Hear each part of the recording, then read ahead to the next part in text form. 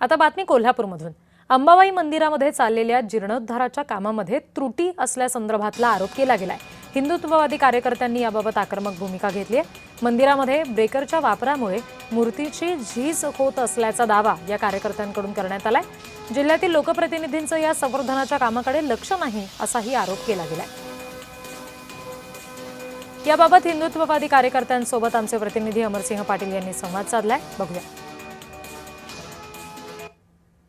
कोल्हापूर जिल्ह्यामध्ये हिंदुत्ववादी कार्यकर्ते आता आक्रमक झाले आहेत। आक्रमक होण्याचं कारणही तसंच आहे।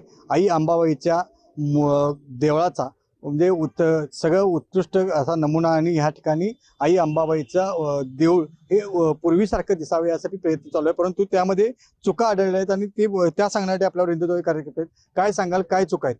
वास्तविक बघायला गेलं तर पूर्वीसारखं दिसावं यासाठी जो जीर्णोद्धार चालू आहे, तर या जीर्णोद्धारावर साधारण 25 कोटी रुपये खर्च करायचं चालू आहे। तर हे खर्च करत असताना जे सँड ब्लास्टिंग मशीन जे प्रेशर देऊन नाजूक नक्षीकाम पण त्याच्यात नष्ट करायचं चालू आहे, तर हा एवढा पुरातन ठेवा हा पूर्ण नष्ट करायचं हे कारस्थान चालू आहे असं आम्हाला दिसतंय। गेल्या काही दिवसापासून हिंदुत्ववादी कार्यकर्ते आक्रमक होतात, याचं कारण काय?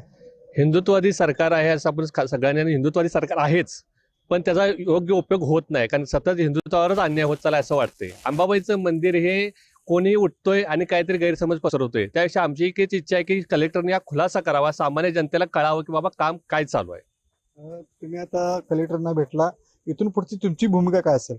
नाही, याच्यामध्ये सर्वात महत्त्वाचा जर विषय असेल, काही वृत्तपत्रामध्ये प्रसिद्ध येतात आणि अंबाबाईची बदनामी होते आहे।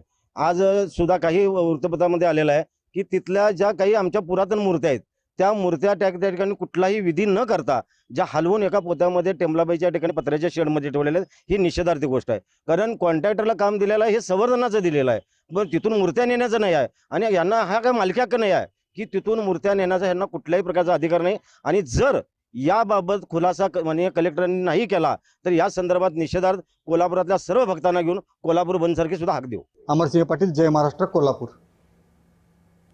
अन्न आणि औषध प्रशासनाकडून पुण्यामध्ये